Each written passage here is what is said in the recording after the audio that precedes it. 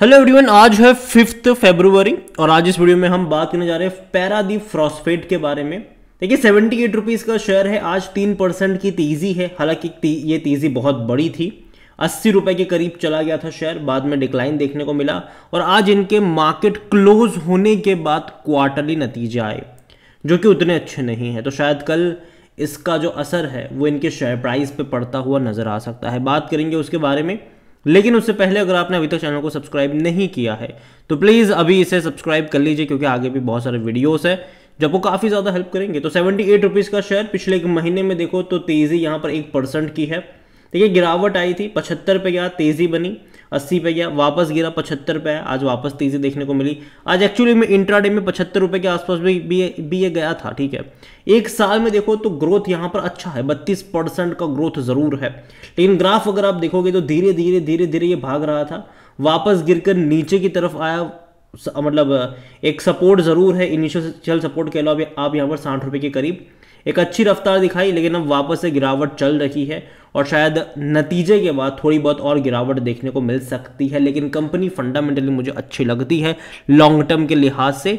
यहाँ पर हालांकि थोड़ा सा करेक्शन एक्सपेक्टेड है, यहाँ पर कम से कम 15% के आसपास की गिरावट अगर यहाँ पर बनती है तब थोड़ा बहुत अट्रैक्टिव ये हो सकता है। यहाँ पर अगर आप 5 साल का ग्राफ देखो तो ग्राफ अच्छा है, इसका तेज़ी आई थी। अगर हम ग्राफ देखें तो 37 रुपीज़ का शेयर था, तेज़ी बनी, यहाँ पर 65 पे गया, उससे भी ऊपर गया था, वापस गिरावट बनी, 50 पे आया, वापस तेज़ी बनी, 72 पे गया, वापस गिरकर 60 पे आया, वापस तेज़ी बनी, वापस शायद गिरावट यहाँ पर एक्सपेक्टेड रहेगी।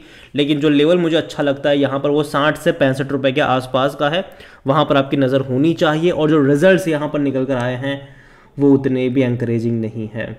रेवेन्यू में लगातार बहुत बड़ा डिक्लाइन यहाँ पर आ रहा है, और वो भी रेवेन्यू फ्रॉम ऑपरेशंस। अगर आप देखो यहाँ पर इस बार के जो नंबर्स आए हैं वो 2600 करोड़ के आसपास के रेवेन्यू है, जो कि बहुत कम है, क्योंकि पिछले साल इसी क्वार्टर में 4400 करोड़ के रेवेन्यू थे और इवन इससे पहले के क्वार्टर में भी 3695 करोड़ के रेवेन्यू थे। तो रेवेन्यू में बहुत मेजर फॉल आपको यहाँ पर देखने को मिल रहा है। हालांकि अच्छी बात यह है कि रेवेन्यू में फॉल ज़रूर आया, लेकिन प्रॉफिट अच्छा हुआ है। पिछले साल से कंपेयर करोगे तब तो बहुत ख़राब है। ठीक है, तब तो बहुत ख़राब है। 108-109 करोड़ का इनका प्रॉफिट हुआ है, जो पिछले साल इसी क्वार्टर में 180 करोड़ का था। तो उसके मुकाबले तो भाई साहब बहुत कम हुआ है। हालांकि उस क्वार्टर के मुकाबले तो रेवेन्यू भी बहुत कम है, और जनरली कंपेयर करा जाता है कंपनी को पिछले साल के मुकाबले ही कंपेयर करा जाता है। इससे पहले के क्वार्टर में तकरीबन 90 करोड़ के आसपास का प्रॉफिट था, तो उसके मुकाबले थोड़ा सा ग्रोथ ज़रूर आया है। लेकिन फिर भी जो मेजर मेरे हिसाब से दिक्कत है वो यहाँ पर रेवेन्यू में है।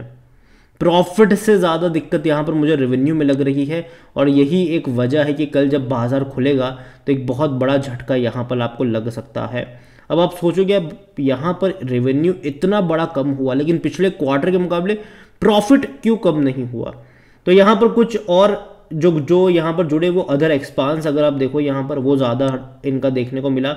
और सबसे ज़्यादा अगर आप देखोगे तो चार्ज इन जो गुड्स वगैरह जो है, स्टॉक इन ट्रेड वगैरह, वर्क इन प्रोग्रेस, जो इस बार 52 करोड़ का ही हुआ, जो इससे पहले के क्वार्टर में 734 करोड़ का था खर्चे में। तो ये भी एक वजह है यहाँ पर। लेकिन फिर भी मैं कहूँगा कि इनके रेवेन्यू में बहुत बहुत बहुत गिरावट आई है, जो कि अप्रिशिएट नहीं है यहाँ पर। अगर हम नंबर्स की बात करेंगे तो भाई साहब गिरावट तो है, इनके नेट प्रॉफिट में भी बहुत बड़ा डिक्लाइन यहाँ पर देखने को मिल रहा है, आप देख सकते हो। और इसका इम्पैक्ट डेफिनेटली कल आपको देखने को मिलेगा यहाँ पर कि 40% का डिक्लाइन आया है इनके प्रॉफिट में, 40% का डिक्लाइन। और कोई भी आर्टिकल्स, कोई भी वेबसाइट में अगर आप आर्टिकल्स देखोगे तो आपको यही देखने को मिलेगा कि नेट प्रॉफिट में 40% का डिक्लाइन दिखाया है, और रेवेन्यू में भी बहुत बड़ा डिक्लाइन है। रेवेन्यू में भी ऑलमोस्ट 40% का डिक्लाइन रेवेन्यू में भी आया है। तो ये एक प्रॉब्लम यहाँ पर ज़रूर है, और शायद कल जब बाजार खुलेगा तो शायद इसके असर भी आपको देखने को मिलेंगे। कंपनी में अगर हम देखेंगे, कोशिश करें वैल्यूएशन वाइज, तो 40 का पी है, जो कि महंगा है। ठीक है, ऑलरेडी महंगे वैल्यूएशन के ऊपर बैठा है, सेक्टर पी 25 का है।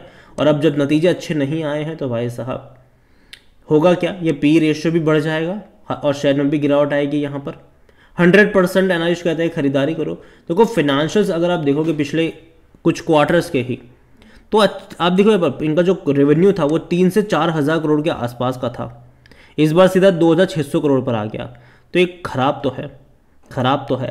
और जहाँ तक प्रॉफिट्स की बात करें तो मेरे हिसाब से जो प्रॉफिट हुआ 108 करोड़ का, वो अगर आप कंपेयर करोगे सितंबर से, या जून में लॉस भी हुआ था 119 करोड़ का लॉस भी था, या फिर मार्च में सिर्फ 10 करोड़ का प्रॉफिट था, तो उसके मुकाबले आपको बहुत अच्छा लगेगा कि चलो प्रॉफिट थोड़ा सा बढ़ा तो है।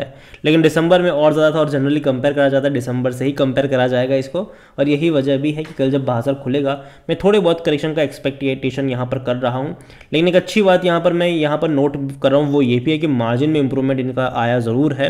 आप देखिए 2600 करोड़ के इनके जो रेवेन्यू है उसमें 108 करोड़ का प्रॉफिट का के इस मतलब 108 करोड़ का प्रॉफिट हुआ है, जो कि अच्छा है मेरे हिसाब से। लेकिन फिर भी मैं मानता हूं कि थोड़ा बहुत करेक्शन यहाँ पर बनना चाहिए, और तब ये अट्रैक्टिव हो सकता है। जिस लेवल पे ट्रेड कर रहा है वहाँ से अगर 15-16% का डिक्लाइन ये दिखाता है आने वाले कुछ दिनों में, तब ये अट्रैक्टिव हो जाएगा, ये मैं मान के चल रहा हूँ अभी के लिए। अगर आप देखो तो कंपनी जो है वो बुरी नहीं है, और उम्मीद करता हूं कि लॉन्ग टर्म में चीज़ें इनके लिए बेहतरीन हो। लेकिन ग्राफ अगर आप ऑब्जर्व करते हो इसका, तो एक चीज़ पता चलती है कि जब अटकता है किसी रेंज में तो लंबे समय तक अटकता भी है ये। अगर आप ग्राफ देखो तो बहुत धीरे धीरे बढ़ रहा था, बाद में जब गिरावट शुरू हुई तो ऐसा नहीं है कि गिरावट में एकदम से तेज़ी आ गई, ये लगातार कुछ टाइम गिरा था। 73 रुपीज़ से गिरकर ये 60 से भी नीचे चला गया था, फिर वापस धीरे धीरे अच्छी तेज़ी दिखाई, और देखो बाजार भी अच्छे मूड में था। नवंबर कह लो, और नवंबर दिसंबर जनवरी बहुत अच्छा रहा, इवन नवंबर और दिसंबर काफ़ी अच्छा रहा था बाज़ारों के लिए। तो ये भी आपको 60 से 80 पे ज़्यादा नज़र आ गया।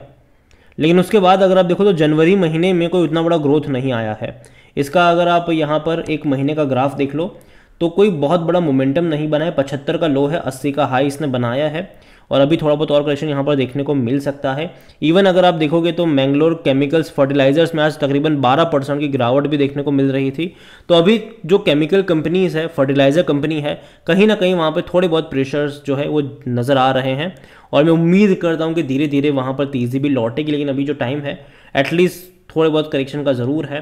और पैरादीप फॉस्फेट को लेकर मैं एक ही चीज़ कहूँगा कि कंपनी मुझे बुरी नहीं लगती है, लेकिन जिस प्राइस पर है, जिस वैल्यूएशन के ऊपर है, कहीं ना कहीं थोड़ा सा करेक्शन यहाँ पर बनने चाहिए। और यहाँ पर अगर आप इनके होल्डिंग के बारे में देखोगे, शेयर होल्डिंग को लेकर, तो प्रमोटर की होल्डिंग 56.08% है, जो इससे पहले के क्वार्टर में उतनी ही थी। म्यूचुअल फंड्स ने बिकवाली करी है। म्यूचुअल फंड की पहले होल्डिंग 19.12% की थी, आज वो घट के 17.48 पर आए हैं, लेकिन फिर भी अच्छी खासी क्वांटिटी कहूँगा। डोमेस्टिक की 4.44% की होल्डिंग 4.56 पर आई, खरीदारी थोड़ी सी करी है, लेकिन बहुत बड़ी क्वांटिटी में एफआईएस ने भी यहाँ पर बिकवाली कर दी। 5.57% से घट कर ये 5.08% पर आए हैं। रिटेल और अदर की 14.78% से होल्डिंग बढ़ी है, 16.81% पर आए हैं, लेकिन फिर भी अच्छी, मैं कहूँगा उतनी भी बुरी शेयर होल्डिंग पैटर्न लग नहीं रही है। बड़े बड़े इंस्टीट्यूशन की अच्छी खासी क्वांटिटी में बाइंग देखने को मिल रही है। नंबर्स डेफिनेटली उतने अट्रैक्टिव नहीं आए हैं, एवरेज नंबर मैं कहूँगा, और मार्केट जो है वो एवरेज नंबर को कभी भी अप्रिशिएट नहीं करेगा। तो थोड़े बहुत करेक्शन में यहाँ पर एक्सपेक्ट कर रहा हूँ, और मैं इतना ही कहूँगा कि अगर यहाँ से ये 15-16% का डिक्लाइन दिखाता है, तब यहाँ पर बाय ऑन डिप्स की शुरुआत हो सकती है। कंपनी बुरी नहीं है, लेकिन आपका जो नज़रिया है वो यहाँ से लॉन्ग टर्म का होना चाहिए। वीडियो को यहीं पे एंड करता हूँ। पसंद आया हो तो लाइक करें, शेयर करें, चैनल पर अगर पहली बार हैं तो प्लीज़ सब्सक्राइब करें। और पैरादीप फॉस्फेट के बारे में आप क्या सोचते हैं वो भी आप मुझे कमेंट में लिख कर बता सकते हैं। Thank you.